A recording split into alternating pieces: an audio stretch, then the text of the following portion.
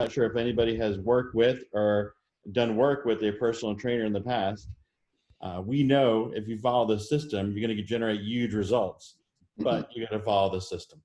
Yeah, and Rob, I'm sure you're gonna talk about a sales system today, and just about how consistency is the key.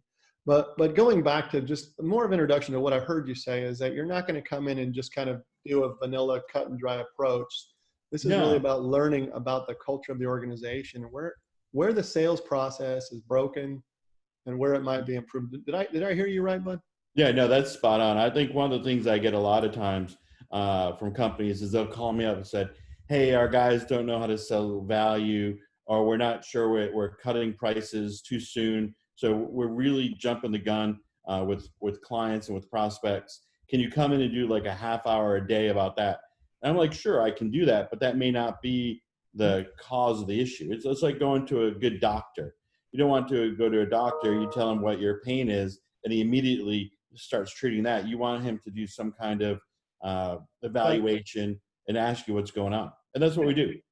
Yeah, so it's safe to say that you use your own methodologies for figuring out what's broken within a sales system. Is that correct? Absolutely. We actually use the best methodology out there available globally, which is a company I refer to as OMG, or Objective Management Group.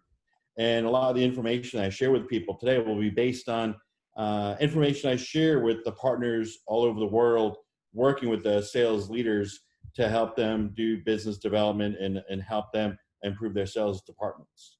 All right. So Rob, a bit about you. Yeah. How long have you been selling, bud? Oh, Oh, we don't need to go back to Boston, your childhood days selling gum and stuff like a that. But long time. I'll just leave it at a long time. But the people ask me all the time about the sales and consulting side. And really that started when I was working back at Invesco, and they transitioned us from product pushing salespeople to solution-based sales, or we were really going in and doing consulting with our clients and our partners to help them improve sales. The bottom line was our product had become commoditized, and the way we're able to differentiate ourselves is through our value add, our training, our consulting, to generate a quid pro quo relationship. And that's how I get started doing what I'm doing today. that's cool, man. So you've obviously been through quite a few business cycles, if you say in Invesco, Oh and yeah. preceding companies. So, what I want to make sure the audience knows is that we want this to be a dialogue as well as thought leadership from you, Rob. And so if anybody has any questions, we have the chat line open for that reason.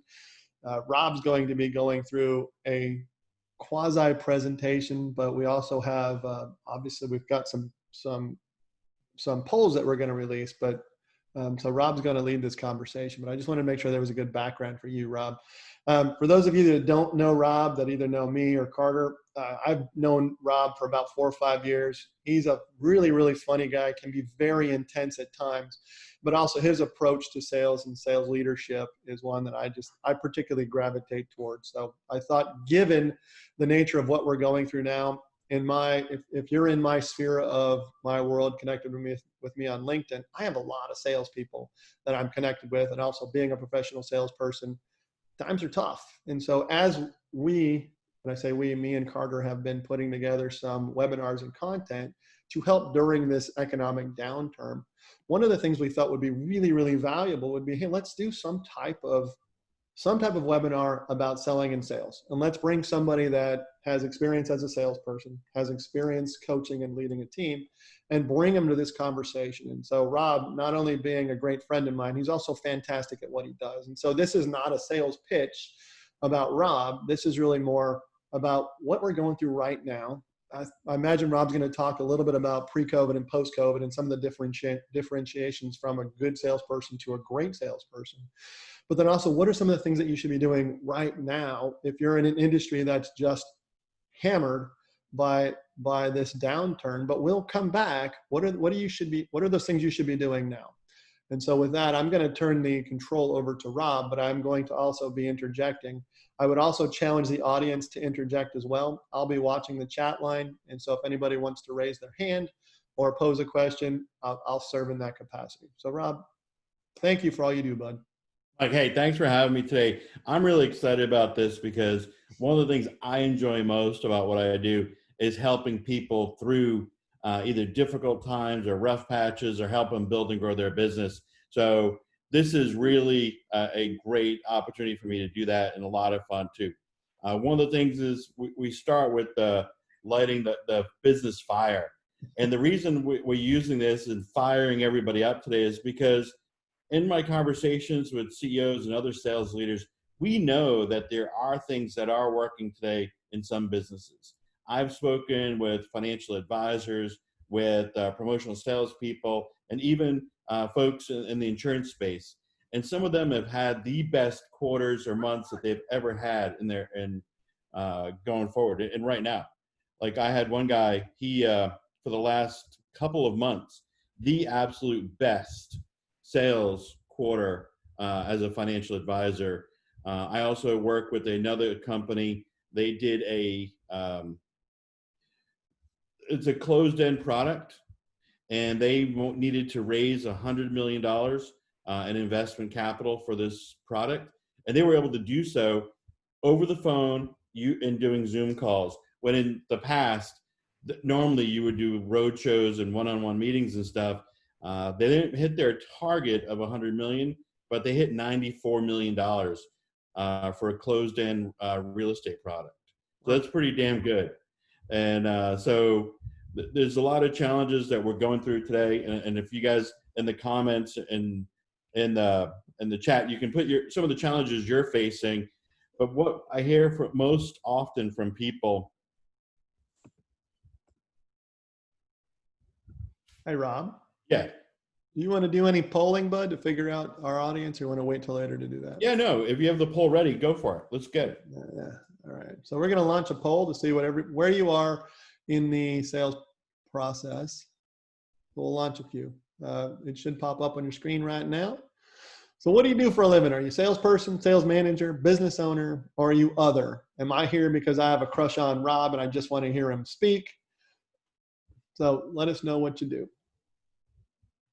And Rob, we also have a couple of, so it looks like we've got a good balance. We've got a blend. It's about a third, a third, a third. A third salesperson, a third sales manager, a business owner, and one person that has a secret crush on you. That's awesome. It's not I me. bet I know who that is. All right. All right. And let's go again. I'm going to say, what's your favorite Doors song? Is it Hello, I Love You? Is it Light My Fire, People Are Strange, Love Me Two Times, Riders of the Storm, or Other? I get the polls too. Even though I'm a panelist, I voted. But I'm not going to say which one mine is because I don't want to bias the audience. We might see this one on social media later. So, all right, this one was meant to be first, but all right. So I'm going to end that. All right, how did we end up? What was everyone's favorite song? Oh, Light My Fire by far. Light My Fire. Then a very close second was Riders of the Storm, and then People Are Strange. One person I like had Riders on the Storm because I think the Riders on the Storm is where we are today. Yeah. As salespeople, and we're entering and having to deal with a lot of challenges. Yeah, another poll. Rob, Yep. I want to find out how many are B2B versus B2C. I would imagine for this audience, we have mostly B2B, but let's figure that out. Yeah, overwhelming majority so far is business to business. So this is going to be, just based on the audience that I see, we've got a lot of either consultants, so either smaller individual firms or consultants or folks that are doing primarily B2B. Yeah, it's over 80% is B2B. I'd like to interject that I'm very disappointed that Roadhouse Blues was not one of the choices on those songs. And the last one more question, Rob. I want to make sure we see like what's going on. What is the general sentiment of the audience today? How is your business going? Is it thriving? Is it about the same, or is it struggling? And I think that might be a little revealing to you, bud, as to in terms of some of the content. So right now, nobody's thriving. It's about the same to struggling. We've got, okay, now one person's thriving. So Rob, in terms one of my clients, hopefully. Yeah. In terms of the response, about a little over 50% say it's about the same. and a little less than 50% say they're struggling. And so by that, I think what I'm hearing is that it's either the sales process, it's tough right now for a variety of reasons, or they're indifferent. All right, cool. All right, bud. And we can share those results later with the audience, but just Yeah, want to. that's great. I think the polls are a lot of fun. It gives everybody have an opportunity. And really for these meetings and stuff, we want everyone to feel like this is more of an interactive kind of webinar. I do these a lot, and it's me sitting in this office talking to the computer, and it's strange. I was excited when Mike asked me and Carter to say, hey, why don't you hop on a webinar with us and we'll do it together and make it more conversational. And if somebody is so willing and you have your camera on and you want to get elevated to a panelist level, we will put you on and let you ask questions and stuff, or talk to the group. I think the big thing is, like we talked about in the comments, is what really we're struggling with.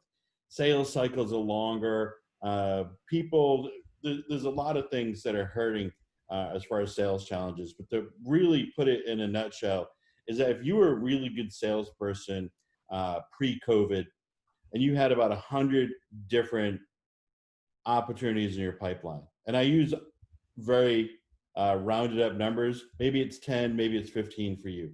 But if you say you had 100 good contacts and good opportunities in your pipeline, right now you need to have about 150 or more. If you were a bad salesperson, you probably need to double or triple what were you doing before. And you're really probably struggling in this world, especially if you were struggling before and you were to say to me that I was just a relational type salesperson. Because if you didn't have some of the skills that we're going to talk about later, then you're really going to have a hard time building relationships when we're in a time right now when it's almost impossible to build relationships because we're not spending any time together. Oh, say, hey, Rob, we've got Michelle. I'm going to butcher her last name, but Phoebus. She says she's thriving because she's planting a lot of seeds right now. So, going back to your initial comment about the challenge, one of the things that I hear a lot is that if you're used to going into somebody's office, that's just different. And so maybe you can talk a little bit about what thriving and planting seeds means based on Phoebus. Phoebus is her pronunciation of her last name, but you want to talk a little bit about that, bud? Or you get into that? That is right now, there is a undisputed law of sales. What you do in this current 30 days will dictate your next 90 days. It's like a law of physics. Don't ask me what any laws of physics are. I can't tell you, but they tell me they're pretty correlated here. But the bottom line is the more work you're doing now, prospecting, reaching out to people, making phone calls and asking how people are doing with their business and not sounding too COVID-y, I think is the term I use, is that you really reach out and help people as a trusted advisor build and grow their business and not necessarily make a sale. I was telling Mike the other day, and I tell people this all the time, as a salesperson right now, more than ever, it's imperative that you are that trusted advisor reaching out to somebody and saying, hey, what's going on? How can I help you? I may not be the right fit for you, but maybe I can refer you to somebody who can. And as a good salesperson, you should have a decent network of people that you can leverage and bring to the table. I know for myself personally, if someone says, I'm having a difficult time, I need to reduce costs, my second cost after salaries is benefits, I know who to refer in that case all day long. Well, thank you for that plug, dude, by the way. And, I try to be nice to the host. Yeah, and what you're talking about is a non-traditional approach, or maybe not non-traditional, but it's taking the conformed notion of how you sell. And from what I'm hearing you say you do is you try to break that apart into pieces so where you can diagnose where opportunity lies. And that's a perfect correlation for what we do. But Rob, in terms of some of the and I'm glad you asked that question that way, because when we meet and talk to people, we tell them straight up that my goal is to make the way you sell your competitive advantage, not necessarily what you sell. And this day and age, there's a lot of, to anybody who's on the call, I may slip and drop an expletive. So if your kids are listening, I apologize in advance. I really try not to.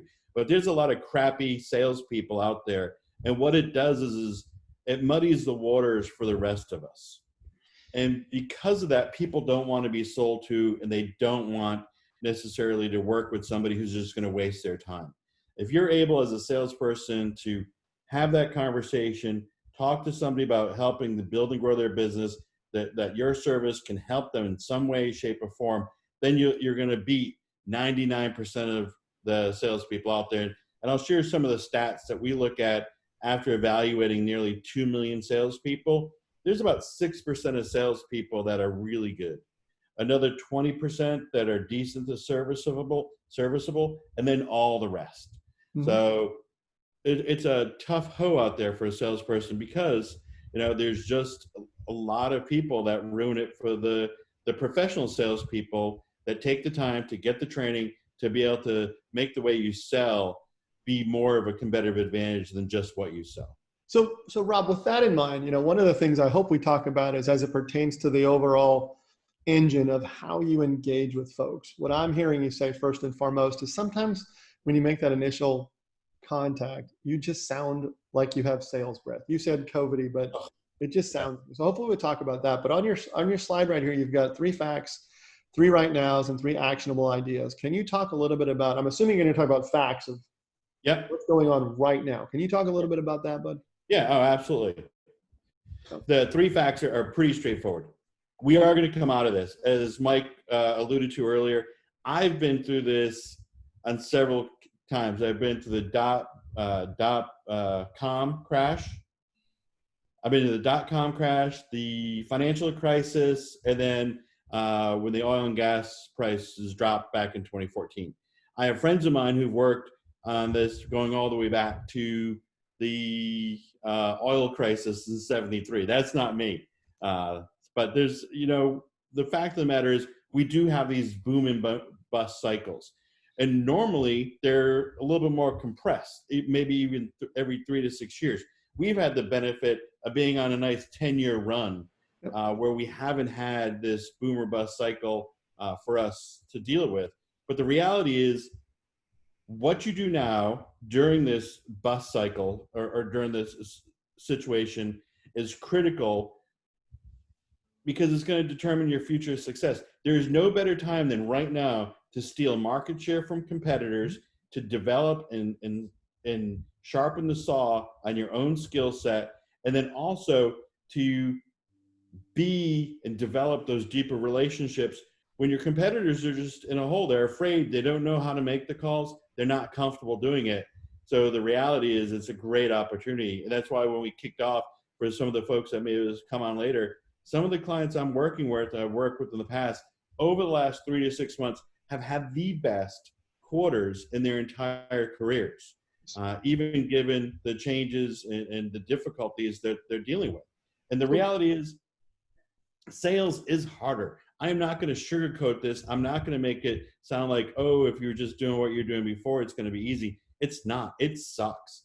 Like, quite honestly, I'm doing calls and outreach and stuff that I haven't had to do for a bit at this level, but it's paying off. And anybody who's out there who hears this and knows what's going on, if you're in front of people, you're going to have some really good conversations. I think the analogy I use is because I was in the financial world and after 9/11, there's a period of time where people were nicer, and I was working in the Northeast, a lot nicer than normal. So we were able to have some really good conversations with people, and they weren't just like, hey, Rob, what do you want today? It's like, hey, how you doing? What's going on? How's the family? Anybody you know sick or anything else? So it's really a fun time. And Mike, I don't know if you found this, my talk times when I'm talking to prospects and even friends and colleagues and stuff went from like a few minutes because everyone was so busy to 30 minutes to an hour, where sometimes I'm having to stop people and say, hey, I gotta go. It's like 6 o'clock. So Rob, let me see if okay, well, if you go back to that first slide, what I was gonna say is, understand that when you say we will come out of this, I was going to talk a little bit about mindset. And understand that there's so much doom and gloom that goes on right now with fill in the blank. Turn on any media channel and it's going to be doom and gloom. Oh, shut But the news understand off. that like any cycle, this is a cycle. So if you think about it in nature, we have spring, summer, fall, and winter. Well, we just had a really long summer where we were able to harvest for a really long time. And now we've just been kind of thrust into winter, just bypassed autumn altogether. And so what I'm hearing you say is, like any good farmer, you're in winter. You need to be prepared for the fact that spring is going to come. And Yes. part of that is you got to do the hard work right now. Understand it's going to seem harder because the ground is harder.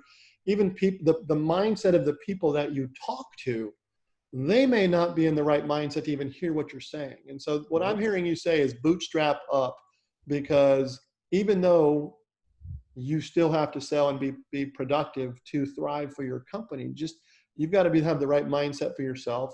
And so that head trash or mind state that you have, but understand the recipient may also be that. We're in winter right now. We got to plan how to get out of it. So Absolutely. I encounter that all the time, and part of, even for my own outreach and working with the firms I do, is you're half salesperson and half cheerleader right now. Mhm. The fact of the matter is, this conversation about we're going to come out of this is a big deal. It's a really big deal. And then moving into it, the three right nows that we have is the right mindset, the right message, and the right action. And I talk about mindset. Mindset, basically, if you believe that you are defeated, then you're done. If right now you're thinking to yourself, oh my God, this sucks, it's going to suck. And it does. But the reality is, if you believe that you're defeated, that you can't move forward, then you're done. I used to work out with a trainer, and he would give me a hard time. Rob, you stop at 9. No one I know stops at 9. But, I had that mindset that 9 was enough. And through him pushing me, I was able to push through that and go to the next phase of that mindset. And then the other piece about it is, I don't have it in here, but I know talking with people, especially during this time frame, is if you stop, when you stop moving, you start dying. It's like being a shark. They have to move to breathe.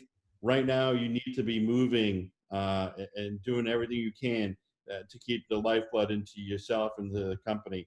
And we talk about this self-fulfilling prophecy, where your beliefs feed your judgments, generate your actions, and then your results. And it just keeps going. If I believe that right now too many people are having a difficult time with COVID, my judgment is I should not prospect right now. So the action is we do not proactively reach out to prospects. So the company goes out of business, or we struggle during this unprecedented time. So that feeds your belief, and that cognitive bias continues itself. And then what happens is you find yourself searching about struggling companies online. Should I not reach out to people?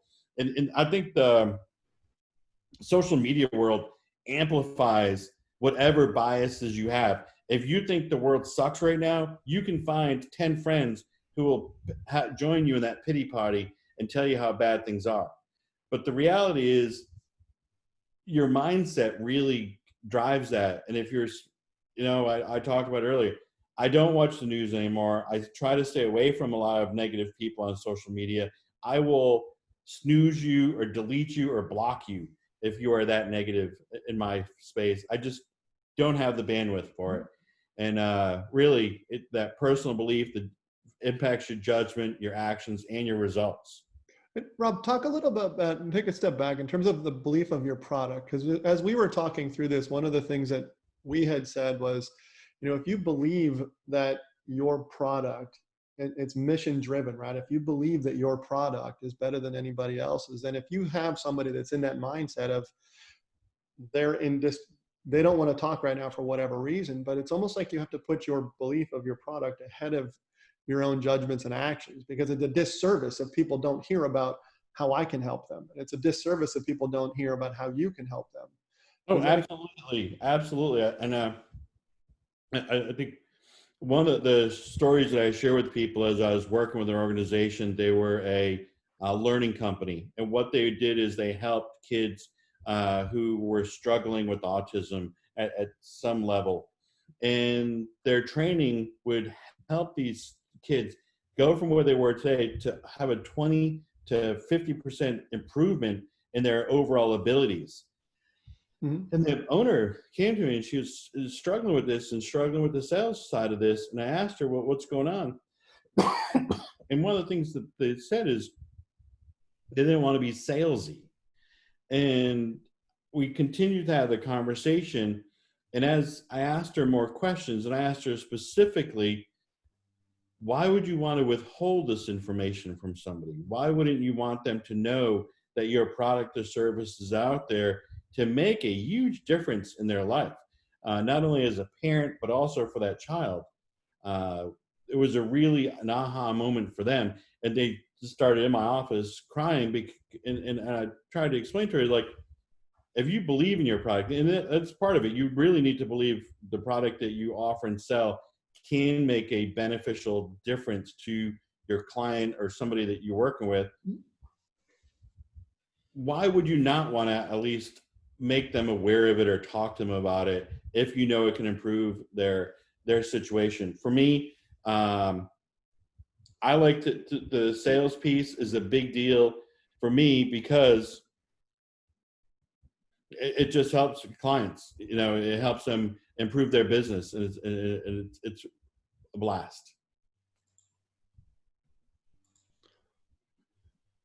And then the other right now is the right message that you really need to convey to people the value. They're scared, they're tough to move. And Mike, you touched on it a little bit about them, like, you know, they may not be in a spot to hear what you're talking about, but helping them do that is really where you can kind of go forward with it. I'm going to play the ad that I showed you the other day. Mm-hmm. You ready? Yeah. Make sure you have the button clicked that says that it's. During these difficult times, we all need to stick together. For years, we've been there, supporting you every step of the way.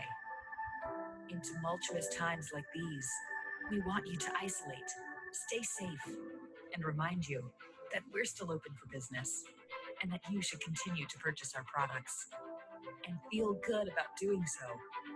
You can now, in the year 2020, purchase from us online. And if you need to come into one of our locations, we've finally begun cleaning our disgusting stores. We've taught our staff how to properly wash their hands for the first time, and they now will no longer grab your face or try and touch your teeth. In addition, when you make a purchase, we want you to feel secure financially. So if you can't continue to make payments, we'll give collection agencies your social security number, one digit at a time, and read slowly to give you more time to make a run for it. Let's all come together to stay safe so you can buy our products and continue to buy our products. Never die and keep giving us money forever. Just remember, we're still here for you, for us.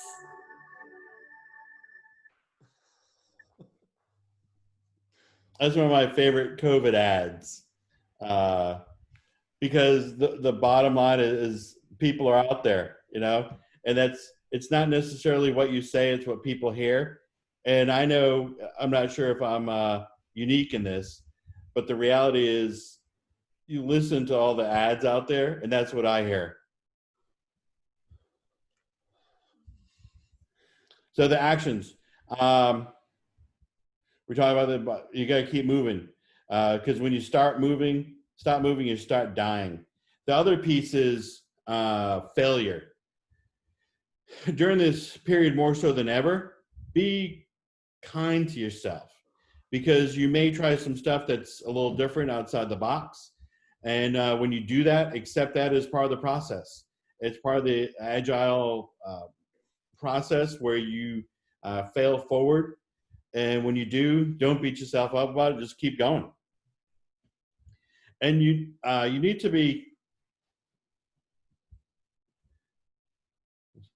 and in the comments, the other piece is you guys can talk about what's working for you now that you want to share, but simple ideas. These are really what we want to jump to. is learning to love the phone, targeting, and then the 3 skills that you really want to be developing during this period. And we talk about loving the phone. Why? Because it's the easiest way to get in touch with people right now. Pre-COVID, we had networking events. Post-COVID, no. And I don't know how many of you enjoy the Zoom networking event. I have a difficult time with it.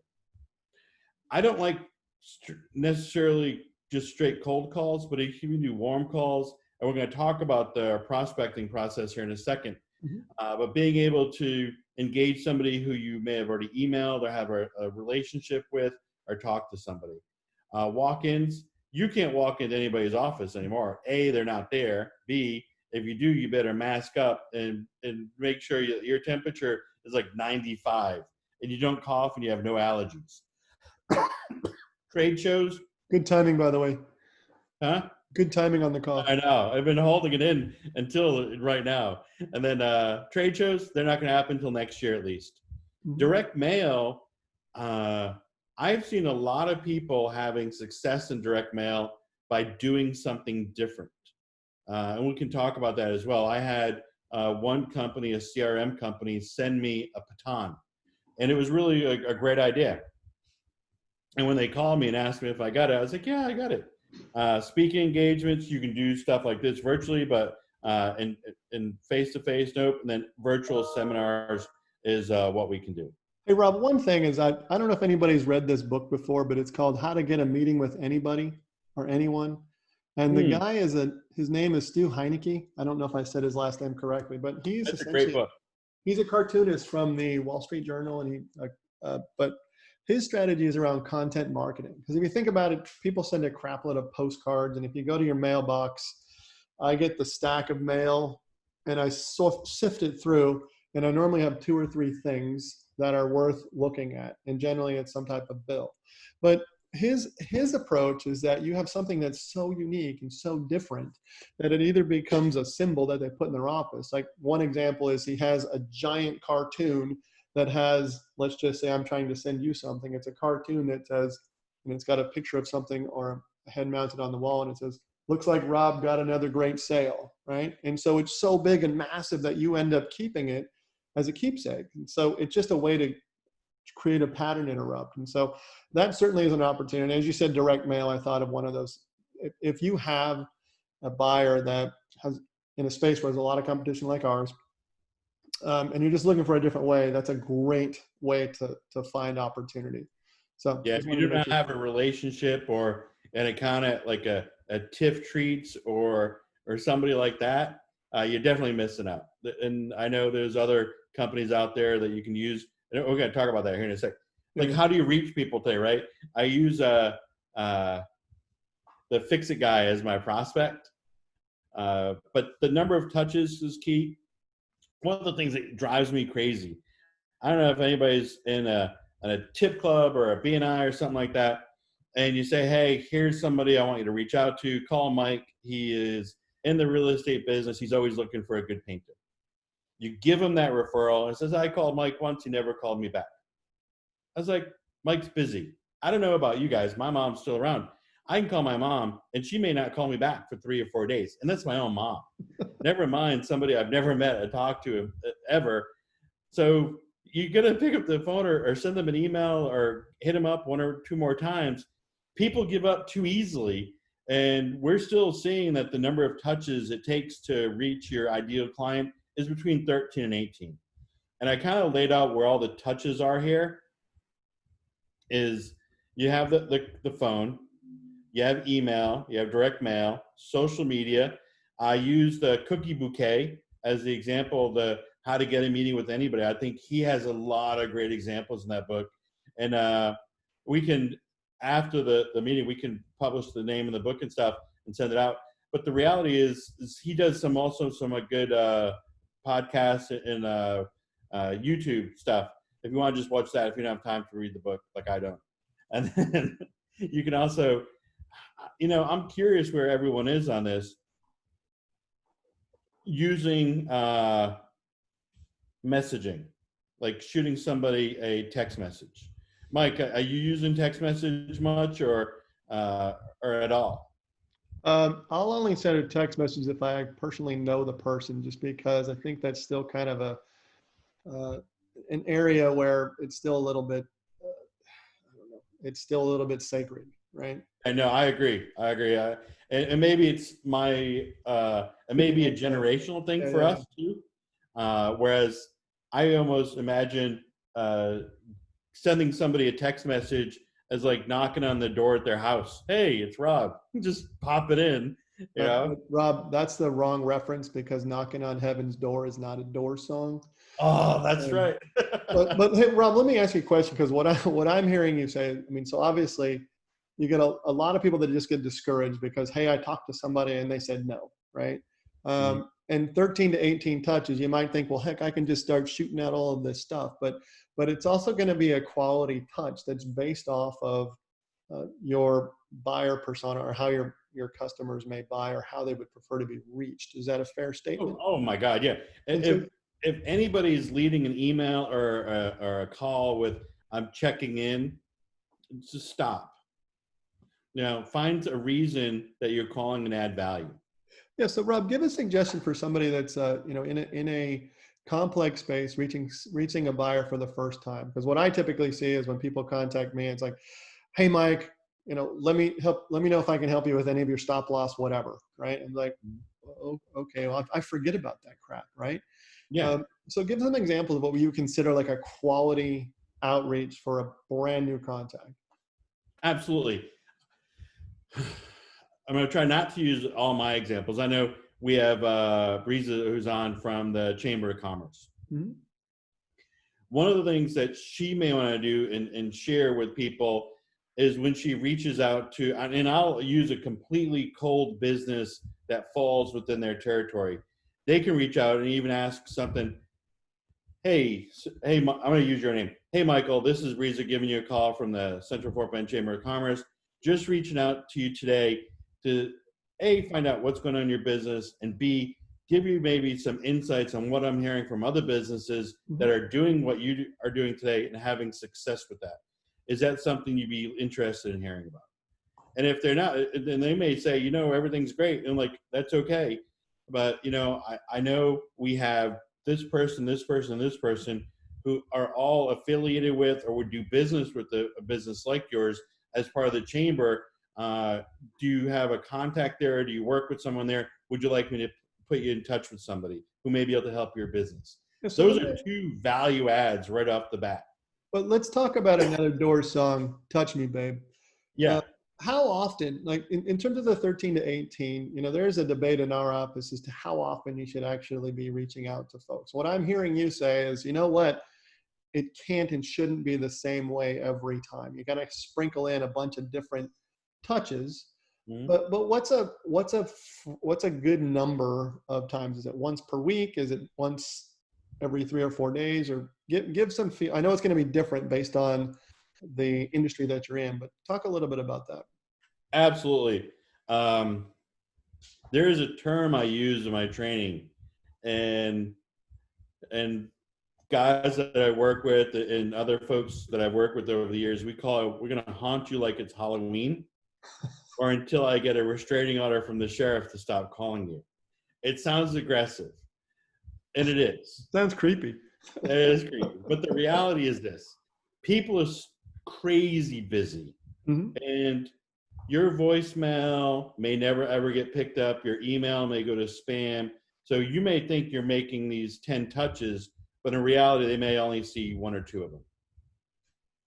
So mixing it up. The other thing is, my mom, growing up, told me that with the girls I date, variety is the spice of life. So variety in your touches and what you offer is also key. Don't just depend on the phone. Send them something on an email. Hit them up on social media. Send them a direct message on something you have going on, and an invitation. And then, like you and I both talked about just recently, the Stu book, the Get a Meeting with Anybody. Sending somebody either a book or a card or a treat or something, it at least gets their attention. So when you do call that next time, and you ask them, hey, I'm just giving you a call to see if you got the Stu Hankey book on how to get a meeting with anybody. Yeah, yeah. Yeah. Yeah, and so this is it's about breaking on through to the other side. But Rob, can you talk a little bit about the initial phases? The important skill sets that we talked about is obviously persistency. It's being creative. It's making sure that your message it's not about you. It's about the recipient and their problem, right? Like this morning, I sent an email out to a company locally. They're publicly traded, and their earnings report was horrible, right? So my pitch to their CFO was, hey, your earnings are horrible, but here's some things you might want to consider that will give you additional revenue, either to invest in growth or to at least preserve your earnings. Yeah. And in that case, how important is empathy in those initial phases of contact? If you're not empathetic and you're just completely tone deaf, you're in a tough spot. To be completely direct. Actually, the first words that come to mind were not tough spot, but the reality is you're not going to be able to sell. If you come across and you sound like that commercial I played for you, hey, Mike, this is a tough time. Everyone's suffering with this COVID stuff. Do you know anybody who died? You're going to have, I mean, you may have, the fact of the matter is nobody wants to talk about it really anymore. So if you're not empathetic to the world around us and also what may be going on with their business, that person you are ultimately going to get either hung up on or get some choice words. Yeah. So backing up and being able to say, you don't think about it as not being empathetic as a salesperson. You think I'm just doing my job.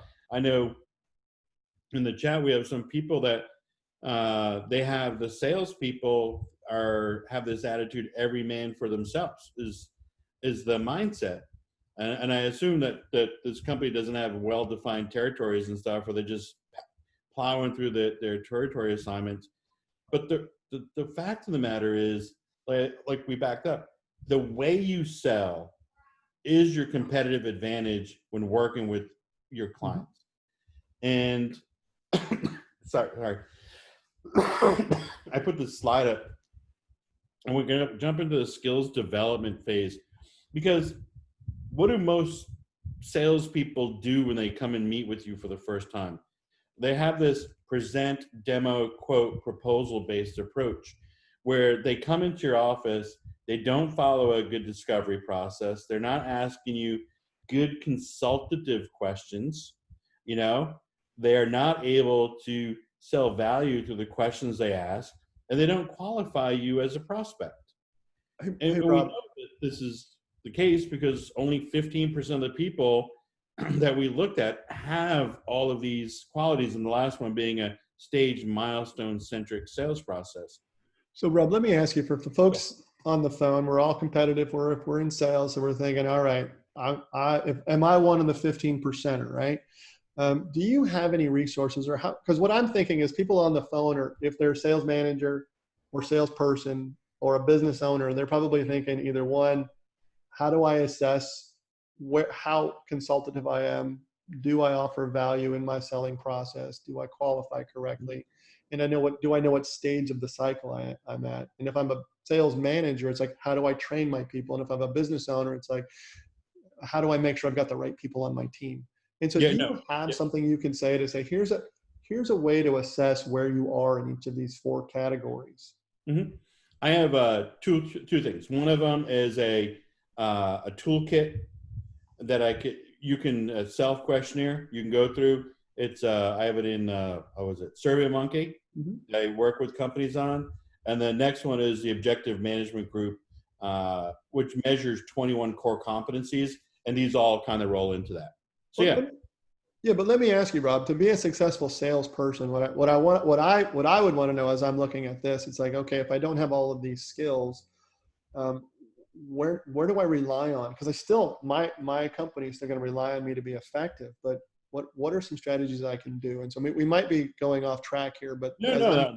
I am not on a track. I am trying to be as helpful as possible. And there's two ways to do it. You can engage with the professional sales development company with me, which is my preferred method. Okay.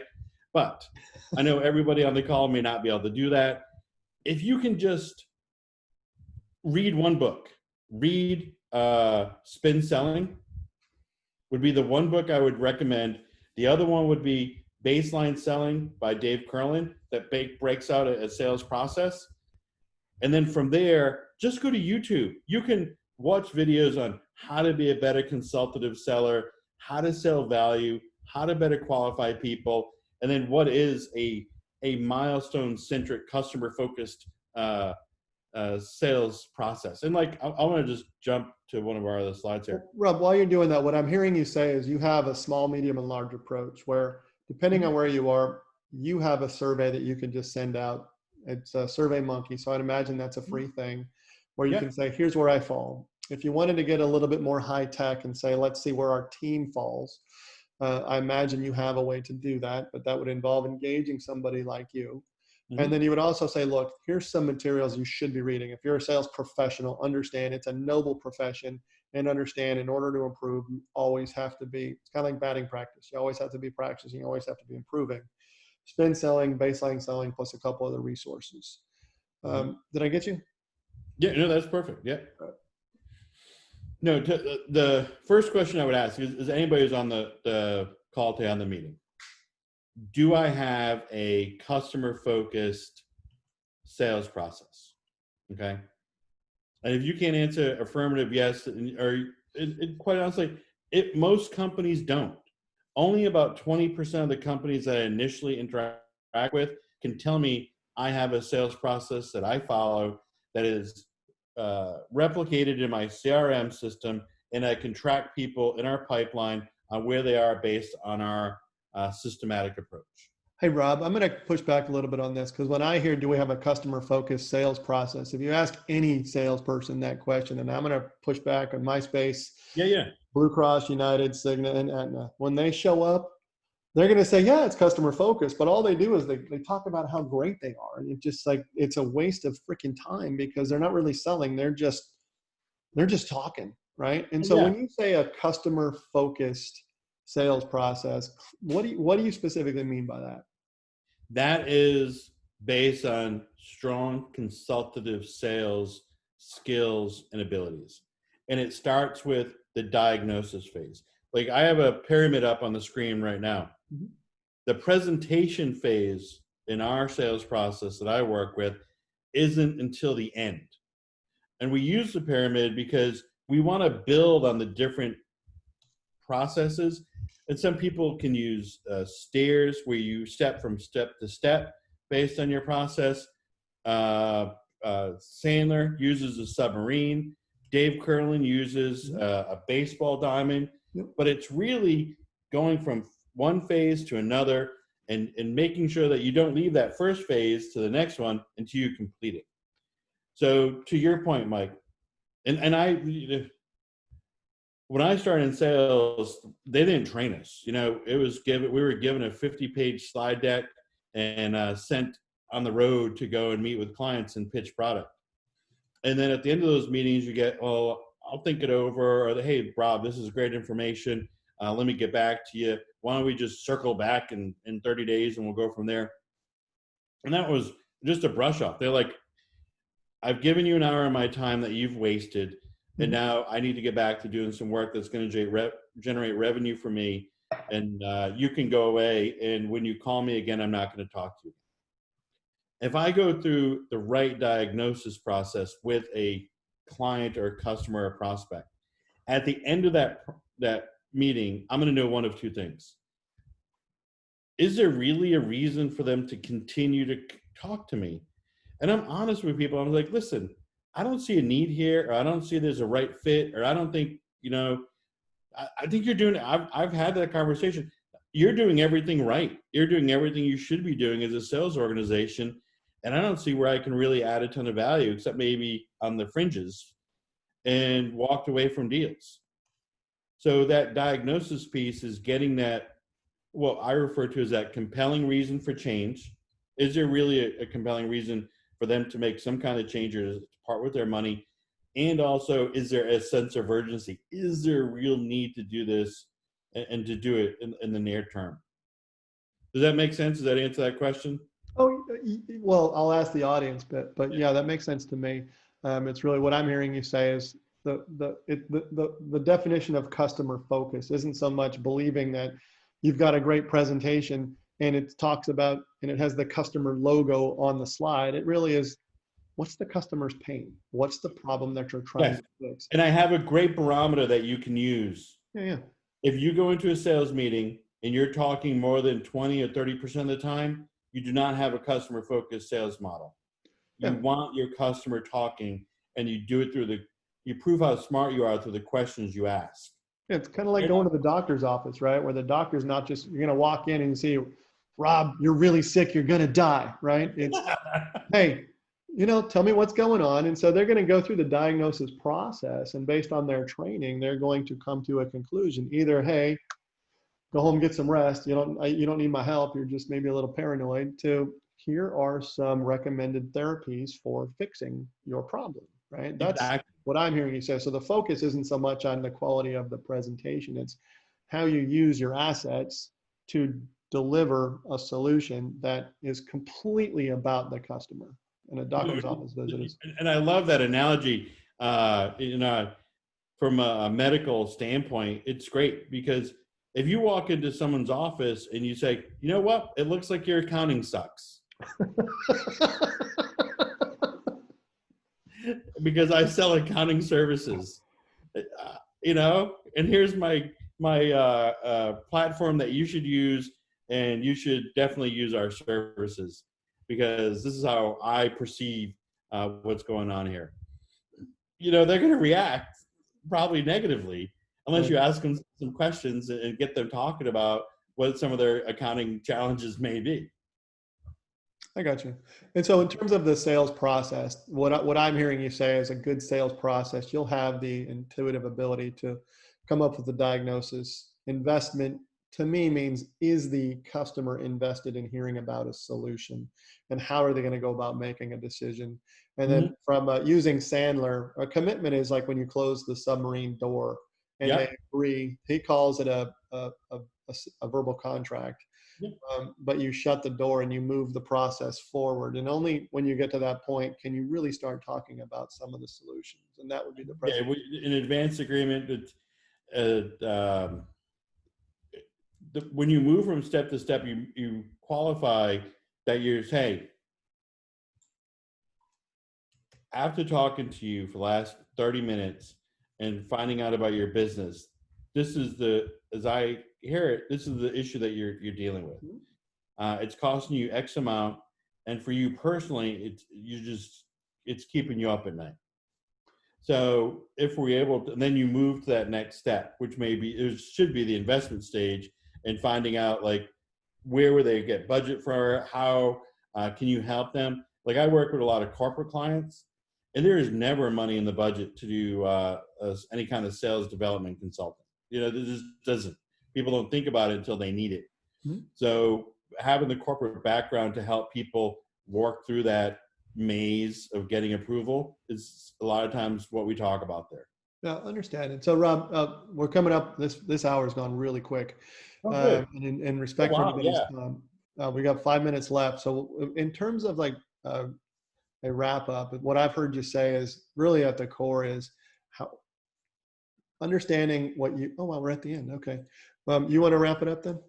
Yeah, I think basically some of the questions I saw come in. Will they get the slide deck? Yeah, I can. It'll be in a PDF format because I can't email it out.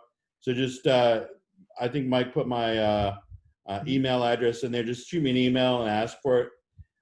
The other thing is, I think, Breeza, we answered your question about the nose. Tara, about the every man for themselves. That's a tough thing. I got other materials about the cohesive team stuff. And a lot of work I do working with Patrick Lencioni on that side of it. That we're not covering some of that stuff in here today. And Rob, I would just say on that, after leaving a company where it was every person for themselves, that really becomes a question of culture. And is it a healthy thing that every person's for themselves, or given this time, does it make sense to try to bind together? And that would be a question for a sales manager or a leader to say, we know we have a culture where it's every person to themselves, but for purposes of what we're going through right now, how can we improve? It's like, so when you go from a decent football or basketball or baseball team, what they all have in common is to get to that level of greatness, they'll die for each other. Oh yeah. That book, Good to Great, I mean, that's a simple way to use that as a reference point, because the one thing all those companies have in common wasn't so much the what they did, it was that they believed in one another, and they would die for each other. And so, and I just wanted to make that comment to that person that said that. It's like, if it's every person for themselves and it's a healthy thing, you do it in a loving way, that's one thing. But if it's caustic and toxic to your culture, you might want to think about if you're in the right place. Absolutely. The thing is, I want everybody who's on this call today to get the maximum value from this. Mm-hmm. And you're going to forget 99% of what I said today, except maybe some of my funny and engaging stories. And you almost said the word. So I want you to write down, get a piece of paper, something, one or two of the items that you're going to try to use going forward, and make that your own personal call to action to make sure that you leave this call today with that information in front of you. Put it on a Post-it note. You got 2.5 days left in the week. Use it this afternoon or tomorrow. Try it out. Asking more questions, maybe one. Listening more, having my prospects speak more, proactively outreach to people, all kinds of different things that you can put as your personal action items. But write it down, because only when you write it down and you have that goal is anything going to change. Awesome. If anybody has any questions, we can just raise your hand if you have any. Oh, hey, Raleigh's on the phone. What's up, bud? Michelle, Phoebus, Mark LeBlanc, David Bushberry. Rob, thank you for your time. Thank you, man. This was a very healthy dialogue, and I appreciate your time. I appreciate the whimsical nature at which you designed your presentation around the theme. And now everybody's going to have that Light My Fire song or Touch Me Babe stuck in their head. If anybody has any questions, just feel free to put them in the chat line. We'll be sending out a link to get this recording online. But if you have any questions, just let us know. We want to be respectful of everybody's time. It's now about 11 o'clock. And so if you have any questions, stick around. If not, thank you so much for attending. Have an amazing day and have an amazing rest of 2020. Thank you very much, guys. Thank you, Mike. And thank you, Carter. Are you signing off, bud? No, I can stand. Just, you end it? I don't know. If I end it, I'm afraid I might. You're going to kick everybody out. Yeah. No. All right. Hang on a second. See, this is where I look like an old guy. Let me get right there. just give me a shout back or FaceTime me if you want. Yeah, I need to save the chat. Oh yeah. Yeah. Okay. I hope you hit record early on. Yeah, no, dude, there was some really good information there. So what I would like to do is, with your permission, we have April in our office. Maybe see if she can cut some of those blurbs and just post them on social media. Yeah. We'll put them in Vimeo like we did last time, or probably YouTube would be better this time, because there was some fantastic information, but that was really, really good. And did you get your picture earlier on with oh yeah, I got that. your face? No, I have you there. I remember to look at Mike. Yeah, well, I did this a couple times too. So I saw you once. I looked down and look around and stuff. So. Rob, that was fun, man. I appreciate the level of preparation and professionalism. That was good, dude. Hopefully I helped move that conversation along. I'll do okay talking to the computer, but I'd much rather talk to somebody. And I had those questions, and so I just generally wanted to move the conversation along because I wasn't seeing a lot of questions, and so I just thought it was a good way to move some of the points forward. Mm-hmm. No, I appreciate it. All right, man. I'll be around today and tomorrow. Give me a call. All right, brother. Later. All right.